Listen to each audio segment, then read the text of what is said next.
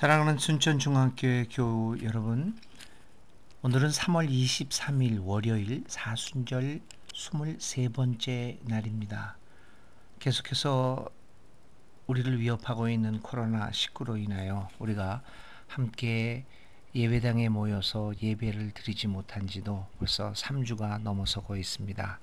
여러분들의 건강과 여러분들의 믿음을 위하여 저를 비롯한 우리 순천중앙교회 교역자들은 날마다 모여서 기도하고 여러분들을 그리워하며 여러분들을 위해서 기도하고 있습니다. 모든 성도들의 가정 위에 하나님의 크신 보호와 은혜가 함께 하시기를 간절히 기도드립니다. 오늘도 하나님에게 하나님의 은혜에 우리의 삶을 맡기며 오늘 이른 새벽 또 이른 시간에 하나님 앞에서 기도하고 주님의 말씀을 생각하는 이 시간, 여러분들 가운데 하나님의 은혜가 충만히 임하기를 바랍니다. 오늘 3월 23일 월요일 우리가 하나님 앞에 영광 돌릴 찬양은 411장입니다. 411장 내 맘속에, 이 411장을 통하여 하나님께 영광 돌리시기를 바랍니다. 오늘 우리가 읽을 하나님의 말씀은 이사야서 59장 9절부터 21절까지 있는 말씀입니다. 제가 읽겠습니다. 이렇게 기록되어 있습니다. 그러므로 정의가 우리에게서 멀고 공의가 우리에게 미치지 못한즉 우리가 빛을 바라나 어둠뿐이요 밝은 것을 바라나 캄캄한 가운데 행함으로 우리가 맹인같이 담을 더듬으며 눈 없는 자같이 두루 더듬으며 낮에도 황혼때같이 넘어지니 우리는 강장한 자 중에서도 죽은 자 같은지라. 우리가 곰같이 부르짖으며 비둘기같이 슬피 울며 정의를 바라나 없고 구원을 바라나 우리에게서 멀도다. 이는 우리의 허물이 주의 앞에 심히 많으며 우리의 죄가 우리를 쳐서 증언하오니 이는 우리의 허물이 우리와 함께 있음이니라. 우리의 죄악을 우리가 아나이다. 우리가 여호와를 배반하고 속였으며 우리 하나님을 따르는 데에서 돌이켜 포악과 패역을 말하며 거짓말을 마음에 잉태하여 낳으니 정의가 뒤로 물리침이 되고 공의가 멀리 섰으며 성실이 거리에 엎드러지고 정직이 나타나지 못하는도다. 성실이 없어짐으로 악을 떠나는 자가 탈취를 당하는도다.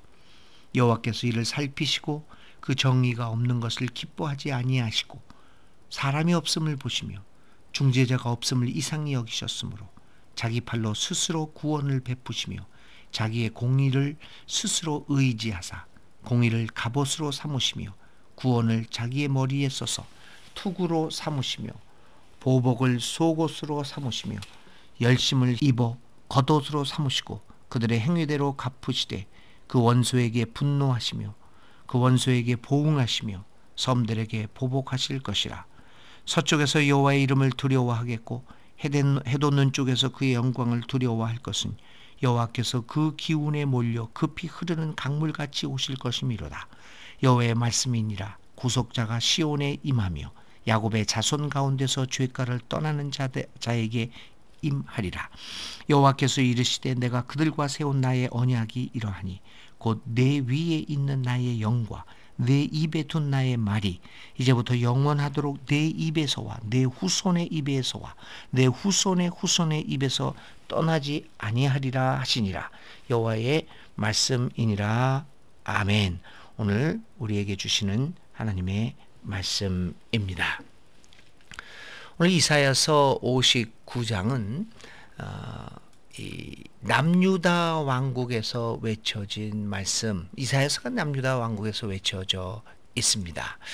그런데 이 이사야서에서 오늘 59장은 보통 우리가 이사야 제3 이사야라고 부르는 포로 이후의 역사적 상황을 배경으로 하고 있는 기록입니다.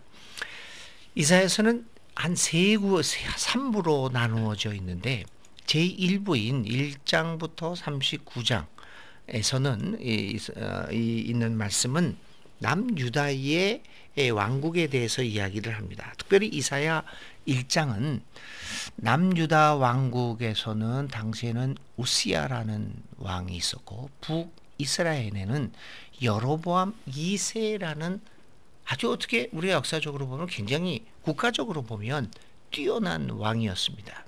그래서 남쪽이나 북쪽이나 군사적으로 외교적으로 경제면에 있어서 나라 안팎으로 아주 눈부신 발전을 이루어내던 때라고 볼 수 있습니다. 아주 선진국 대열에 들어섰고 강대국으로 변모해가는 그러한 상황이었다라고 볼 수 있습니다.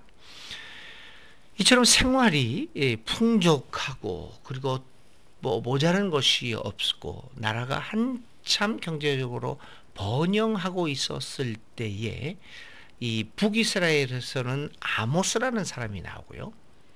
이 남유다에는 오늘 우리가 읽은 이사야 같은 예언자들이 나타납니다. 그러니까 이제 아모스와 이사야는 같은 시대에 말씀을 선포했다 이렇게 볼 수가 있습니다. 아모스는 북이스라엘, 이사야는 남유다. 그런데 양쪽 나라가 이렇게 번영을 이루고 있을 때 나타났던 예언자 아모스와 이사야 같은 사람들이 선포한 메시지의 내용이 무엇이었을까요? 격려하고 위로하고 더욱더 발전의 박차를 가하기 위한 그러한 응원의 말씀이었을까요? 그렇지 않았습니다. 이들이 선포한 메시지의 주제는 심판과 회개였습니다. 회개하라. 너희들은 잘못된 길을 가고 있다. 그러므로 너의 악한 길에서 되돌아서지를 아니하면 역사의 주인이신 하나님으로부터 심판이 임할 것이다 라고 하는 겁니다. 정말 우리에게 이 예언은 이상하게 들립니다. 모든 사람들이 만족하고 그래서 번영을 누리고 있고 어떻게 보면 겉으로 보아서 행복하고 기뻐할 만한 나라의 발전이 이루어진 때 아니었습니까? 이제 그럴 때 하나님이 심판하신다는 말은 그런 예언은 도대체 어울리는 말씀이 아니었습니다. 오늘 우리들에게 번영하는 것, 우리가 잘 되는 것, 그리고 우리가 돈도 벌고 건강하고 모든 일들이 왕성하게 될 때, 번성하게 될 때 우리는 그것을 하나님이 주신 복이라고 생각하지 않습니까? 그런데 이런 상황에서 그것이 하나님의 심판의 계기가 된다라고 이야기한다면 참 우리가 받아들이기 어려운 이 메시지라고 볼 수 있습니다. 당시 북이스라엘과 남유다는 이 굉장히 아까도 말씀드린 것처럼 내적으로 외적으로 발전을 해 왔습니다.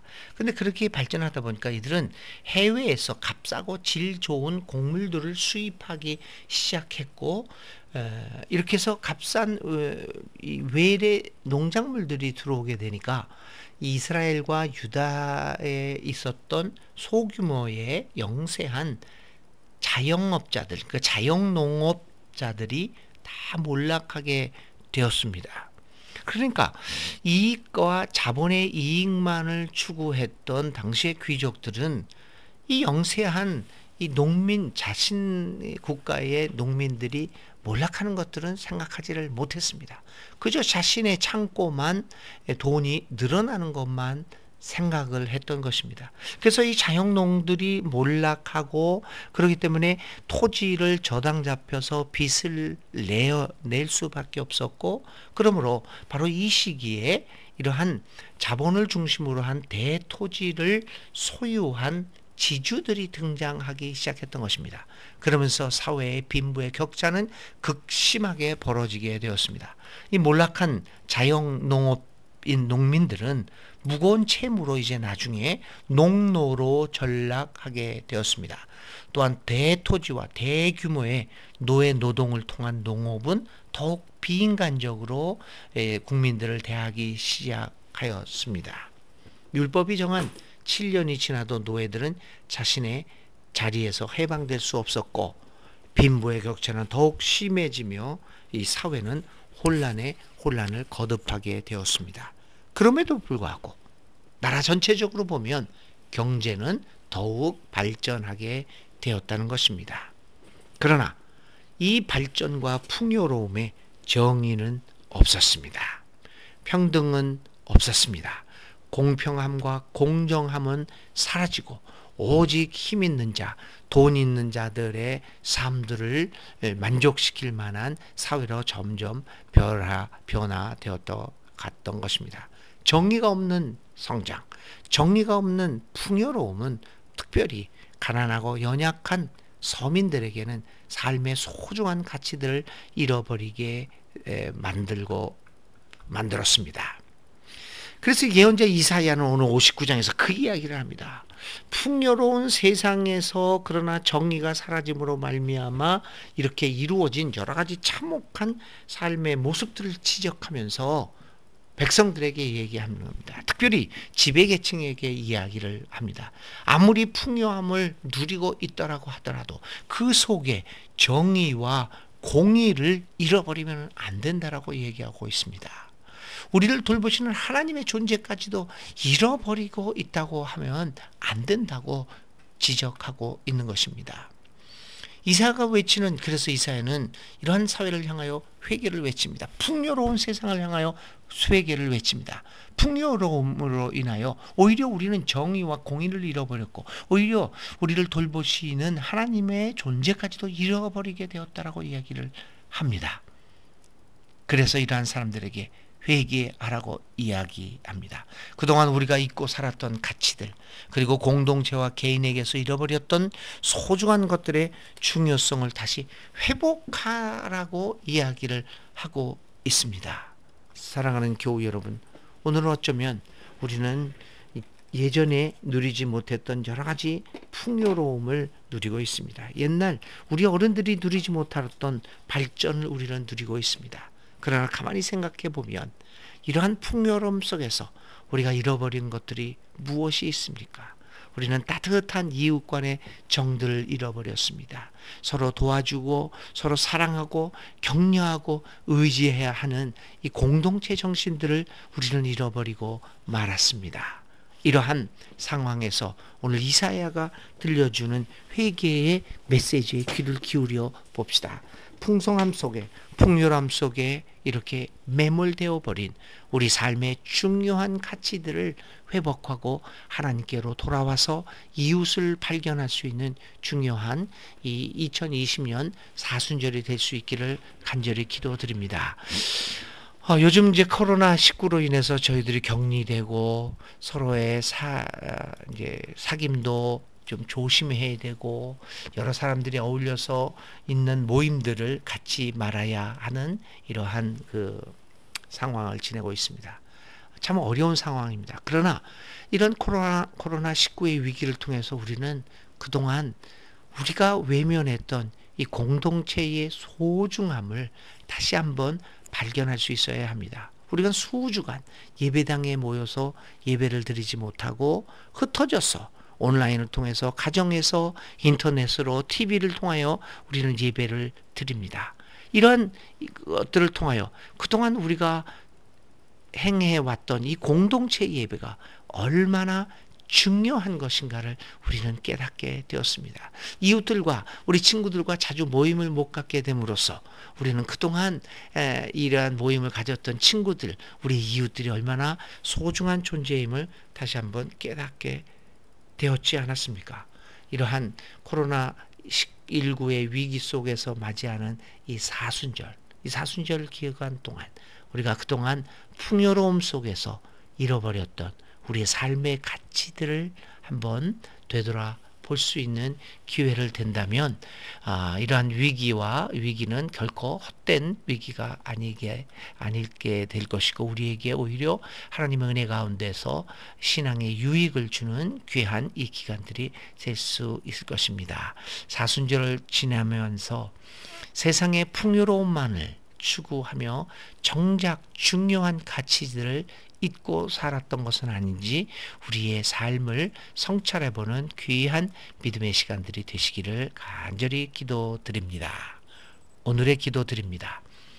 정의와 공의의 하나님, 더 많이 가지려고 바쁘게 다니면서 오히려 우리가 지나치고 있는 소중한 가치들과 우리의 삶의 추억들을 떠올립니다.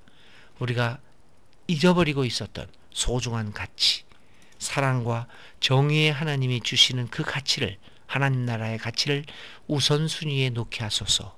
그동안 잃어버렸던 우리 공동체의 소중한 가치와 우리 이웃들을 발견할 수 있게 하여 주옵소서.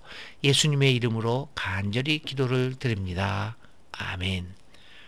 오늘의 실천입니다. 그동안 오늘 하루 동안 내게 있어 소중한 것들은 무엇이 있는지 생각나는 대로 묵상 노트에 적어보고 그것을 지키기 위한 나의 결심도 아울러서 기록해 보십시다. 오늘 하루도 주님의 은혜 가운데서 행복하고 건강한 하루 되시기를 다시 한번 기원 드립니다.